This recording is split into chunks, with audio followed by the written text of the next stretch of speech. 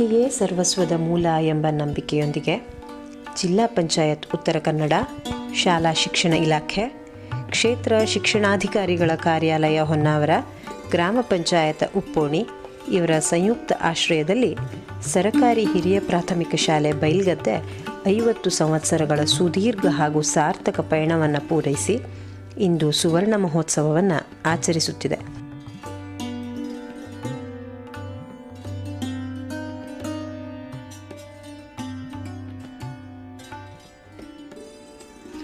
ಕಳೆದ 5 ದಶಕಗಳಿಂದ ಸಾವಿರಾರು ಮಕ್ಕಳ ಬಾಳಿಗೆ ಜ್ಞಾನದ ಬೆಳಕನ್ನು ನೀಡುತ್ತಾ ಗುಡ್ಡಗಾಡಿನ ಈ ಭಾಗದಲ್ಲಿ ಶೈಕ್ಷಣಿಕ ಕ್ರಾಂತಿಯನ್ನು ಮಾಡುತ್ತಿರುವ ನಮ್ಮ ಶಾಲೆಯು 50 ವರ್ಷಗಳ ಇತಿಹಾಸವುಳ್ಳದೆಂದು ತಿಳಿಸಲು ಹರ್ಷವೆನಿಸುತ್ತದೆ.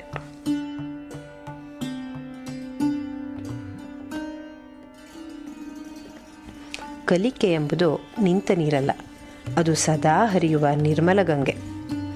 1963ರಲ್ಲಿ ಹಳ್ಳಕೊಳ್ಳ, ಗುಡ್ಡಬೆಟ್ಟ, ಅರಣ್ಯ, ಕಾಲು ಸಂಕಗಳಿಂದ ಕೂಡಿದ ವಾಹನ ವ್ಯವಸ್ಥೆ ಕೂಡ ಇಲ್ಲದೇ ಇರುವ ಸಮಯದಲ್ಲಿ ಈ ಶಾಲೆಯು ಮೂಲಭೂತ ಸೌಲಭ್ಯ ಮತ್ತು ಸ್ವಂತ ಕಟ್ಟಡಗಳಿಲ್ಲದೆ ಶ್ರೀ ಗಣಪತಿ ಗೋವಿಂದಗೌಡ ಇವರ ಮನೆಯ ಜಗುಲಿಯ ಮೇಲೆ ಕೇವಲ 8-10 ವಿದ್ಯಾರ್ಥಿಗಳಿಂದ ಶ್ರೀ ಉಮೇಶ್ ನಾಯ್ಕ ಎನ್ನುವ ಖಾಯಂ ಶಿಕ್ಷಕರಿಂದ ಪ್ರಾರಂಭವಾಯಿತು.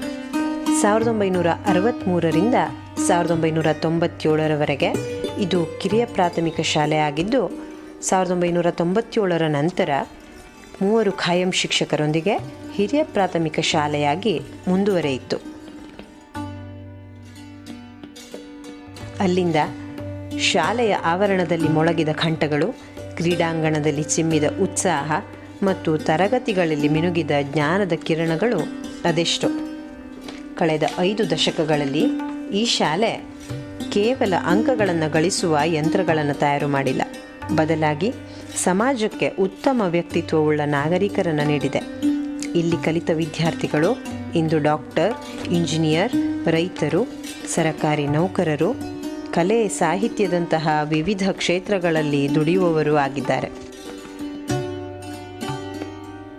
ಅರ್ಧ ಶತಮಾನದ ಸಾರ್ಥಕ ಪಯಣವನ್ನು ಪೂರೈಸಿದ ಈ ಶಾಲೆಯು ಜ್ಞಾನದ ದೀವಿಗೆಯನ್ನು ಹೀಗೆಯೇ ಬೆಳಗುತ್ತಾ 100 ವರ್ಷಗಳ ಕಾಲ ಸಮಾಜಕ್ಕೆ ಸೇವೆಯನ್ನು ನೀಡಲಿ ಎಂಬ ಸದಾಶಯದೊಂದಿಗೆ ಸುವರ್ಣ ಮಹೋತ್ಸವವನ್ನು ಸಂಭ್ರಮಿಸೋಣ.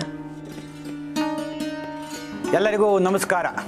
ವಿದ್ಯೆಯೇ ಸರ್ವಸ್ವದ ಮೂಲ ಎಂಬ ಮಾತಿನಂತೆ ಜಿಲ್ಲಾ ಪಂಚಾಯತ್ ಉತ್ತರ ಕನ್ನಡ, ಶಾಲಾ ಶಿಕ್ಷಣ ಇಲಾಖೆ, ಗ್ರಾಮ ಪಂಚಾಯತ್ ಉಪ್ಪೋಣಿ, ಸರ್ಕಾರಿ ಹಿರಿಯ ಪ್ರಾಥಮಿಕ ಶಾಲೆ ಬೈಲ್ಗದ್ದೆ ಇಲ್ಲಿಯ ಸುವರ್ಣ ಮಹೋತ್ಸವದ ಒಂದು ಪೂರ್ವದಲ್ಲಿ ನಾವಿದ್ದೇವೆ.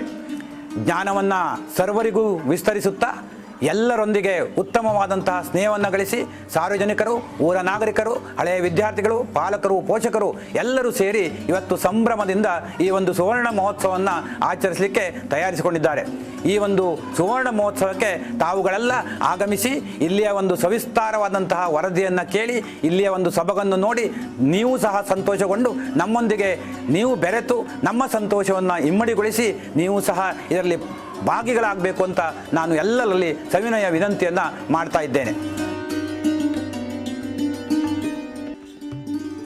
ನಮ್ಮ